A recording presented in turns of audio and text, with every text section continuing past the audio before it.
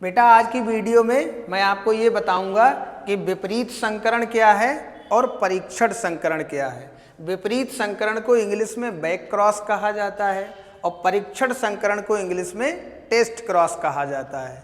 इस बात को लेकर के बच्चे बहुत कंफ्यूज रहते हैं कि बैक क्रॉस कैसे समझें, टेस्ट क्रॉस कैसे समझें।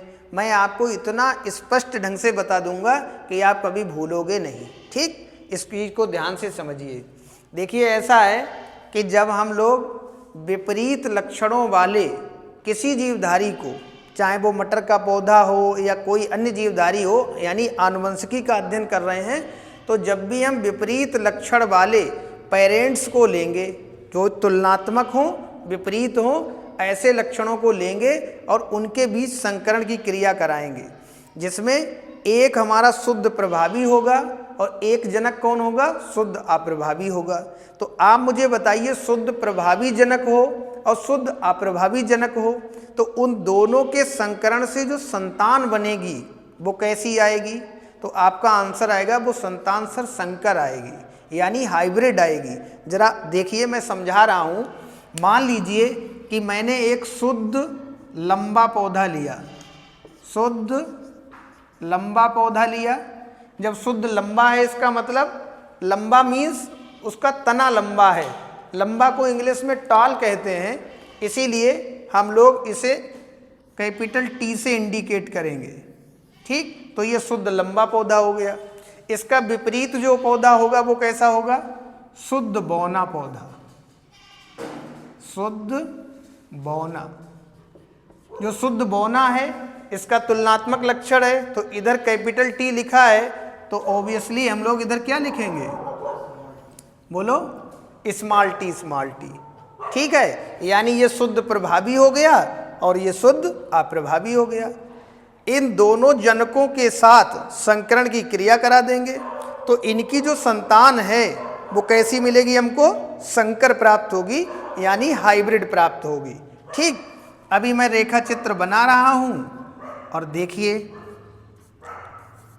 ऐसे ही तो रेखा चित्र बनेगा भाई।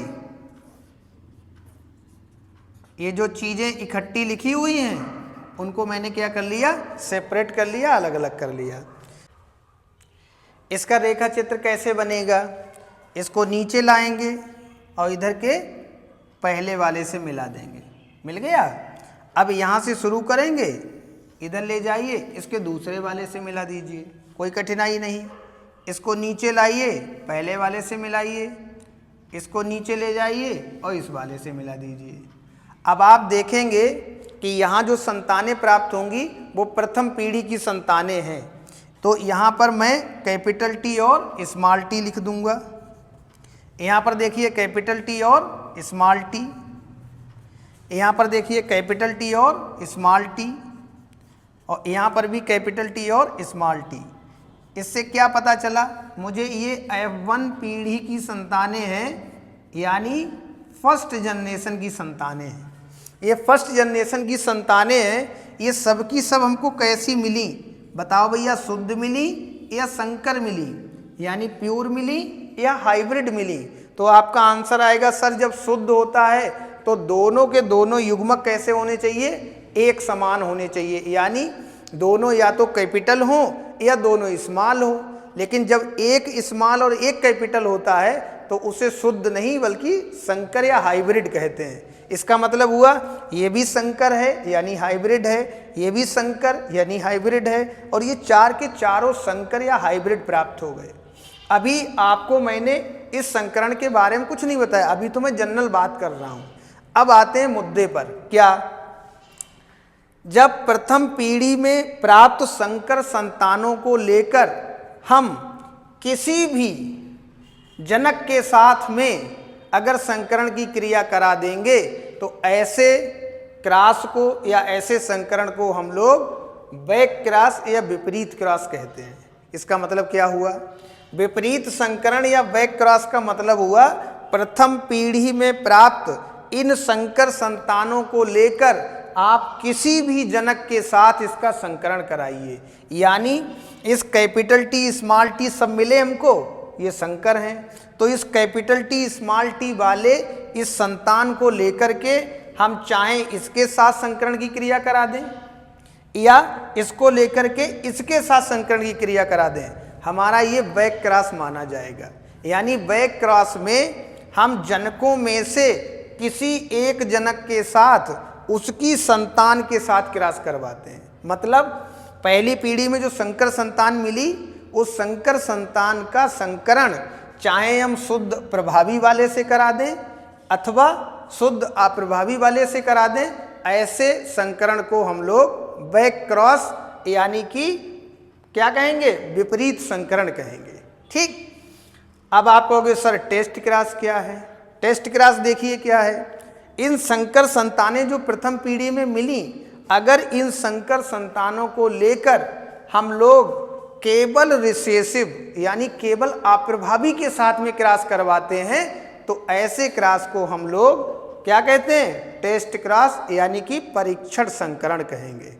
अब कुछ बच्चे हमसे कहने लगेंगे ये तो गलत हो गया, आप तो कह रहे थे कि किसी के साथ करा दें तो विपरीत हो गया, और अप्रभावी के साथ आप करा रहे हो, तो अप्रभावी वाले से कराएंगे तो हमको कैसे पता लगेगा, ये तो बैक भी हो गया, ये भी हो गया।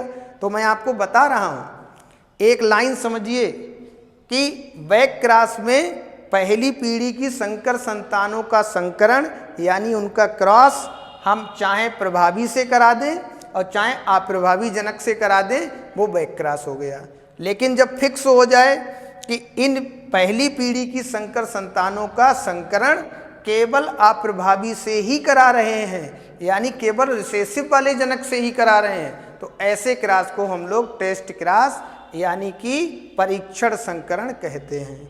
अब एक बात निकल के आई क्या, कि इस प्रकार स्पष्ट हो गया कि टेस्ट क्रॉस भी एक प्रकार का बैक क्रॉस है, क्योंकि ये बैक क्रॉस का एक टाइप है। बोलो है या नहीं है? है। तो इसका मतलब हुआ कि पहली पीढ़ी की संकर संतानों का संकरण अगर हम शुद्ध अप्रभावी वाले जनक से करा दें तो भी बैक क्रॉस, और शुद्ध अप्रभावी के संग में अगर शुद्ध प्रभावी वाले से करा दें तो भी बैक क्रॉस। लेकिन अगर इस पहली पीढ़ी की संकर संतानों का संकरण हम जनक में से अप्रभावी वाले से ही करवा रहे हैं तो वो हमारा टेस्ट क्रॉस माना जाएगा। मुझे उम्मीद है कि आपको बैक क्रॉस और टेस्ट क्रॉस की सारी कहानी समझ में आ गई होगी।